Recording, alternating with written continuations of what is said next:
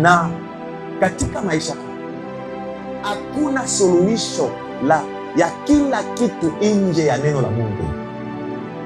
Kuna watu wengi wanafundisha habari ya ndoa mitaani, eti ili mwanaume akupende uwe hivi, mwekee maji ya moto, sijui ufanye hivi, ufanye hivi. Na kuna siku kuna mtu sijui akitaka kuondoka nyumbani, hebu vua nguo usimame mbele yake. Sikia nikwambie, unaweza kapigwa hata kofi.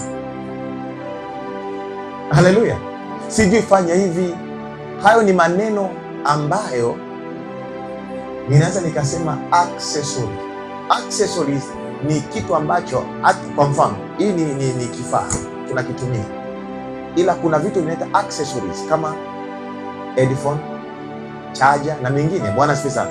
Lakini pasipo hiyo accessory inatumika. Haleluya! Accessories tunaweza tukazitumia ama tusizitumie, lakini kitu chenyewe kinaweza kikajibeba chenyewe pasipo hiyo accessories. Bwana Yesu asifiwe sana. Na ndio maana leo nataka niguse kwanza upande wa mwanamke, baadaye tarudi upande wa mwanaume, kuhusu misingi ambayo kwamba kila suluhisho la maisha ya binadamu linapatikana katika neno la Mungu. Suluhisho, sema suluhisho. Hakuna suluhisho huko kwa wajumbe. Hakuna suluhisho kwa wajumbe. Hakuna suluhisho huko mahakamani. Hakuna suluhisho kwa majirani. Hakuna suluhisho. Suluhisho la kweli hata katika Biblia tumesoma Mwanzo mpaka Ufunuo, hakuna mahala watu walisimama wao kama wao kwa akili yao wakashinda. Haleluya! Lakini walipomhusisha Mungu katika mambo yao, ndipo tunaona ushindi unatokea. Na ndio maana leo hii nakuja kukufunulia kweli ya kwamba ukweli wa ndoa upo katika neno la Mungu. Kwa msingi namba moja wa mwanamke anatakiwa ajue, awe mtoto awe mkubwa, unatakiwa kujua wewe kwa nini uliumbwa kwa mwanamke. Na nisiseme yaliyo yangu, acha niongee neno la Mungu. Bwana asifiwe sana. Na nitakapoliongea na lishike, likamate, liweke moyoni, litumie, wewe utakuwa mwanamke wa tofauti sana. Haleluya! Litumie, utakuwa mtu wa tofauti sana. Naomba tusome kitabu kile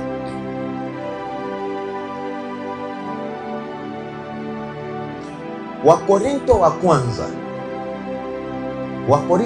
nitaomba na maiki ishikiliwe. Wakorinto wa kwanza sura ya 11 mstari wa 8 hadi wa 9. Inaitwa msumari. Huu ni msumari. Mungu anapomchukulia mwanamke na anapomchukulia mwanaume. Mungu anamchukua mwanaume kama sifa yake yeye, na Mungu anamchukua mwanamke kama sifa ya mwanaume. Bwana asifiwe sana. Kwa hiyo kitu unachotakiwa kujua, mwana wa Mungu, ni kwamba na urembo wako wote na PhD yako yote na degree yako yote na kila ulicho nacho, Mungu amekiweka kwa ajili ya mwanaume. Haleluya! Kwa hiyo unatakiwa kujua kwamba mimi nipo kwa ajili ya mwanaume. Kwa nini? Ni kutokujua misingi ya kwamba hata uombe namna gani, uimbe namna gani, ukweli ni kwamba kwanza the first, wewe ni kwa ajili ya mwanaume. Haleluya! Utachagua mawili, eti kumtumikia Mungu ama kuolewa. Ndio maana unakuta wamama mchungaji wengi hawana waume. Kwa nini hawana waume? Bwana asifiwe sana. Kwa nini hawana waume? Kwa sababu ya kutokuelewa kwamba yuko pale kwa ajili ya mwanaume, lakini yeye anajiweka yuko pale kwa ajili ya Bwana na sio kwa ajili ya mume wake. Ili Mungu, nataka nikwambie kazi kubwa ambayo nakwambia hivi ili nikukumbushe kitu. Bwana asifiwe sana. Nataka nikukumbushe kitu. Ninyi wanawake, nataka niwarudishe kwenye msingi. Mtanielewa. Na nikiongea nakupa andiko, ili uone kwamba sijatoa mimi kwa akili yangu. Bwana asifiwe sana. Mwanamke tamaa yake kwa 100% ipo kwa nani? Kwa mumeo. Ndio maana mwanamke akivaa anachotaka namba moja, aweze kuattract wanaume wamtazame. Bwana asifiwe sana. Haleluya. Ndio maana ukiangalia hata kwenye hizi simu zao hizi za kizungu hizo, Yaani hawezi kuridhika tu eti kwamba aongee hivi, amna, ataongea na baadaye anafanya hivi wamuone. Unaona? Atatamani kugeuka nyuma wafanyeje? Wamuone. Wewe unaona kwamba mwanaume anafanya hivyo na katu la komaa naongea nikimaliza, lakini mwanamke hawe anafanya kitu hivi, anafanya jicho yote, uone kwamba niko hapa.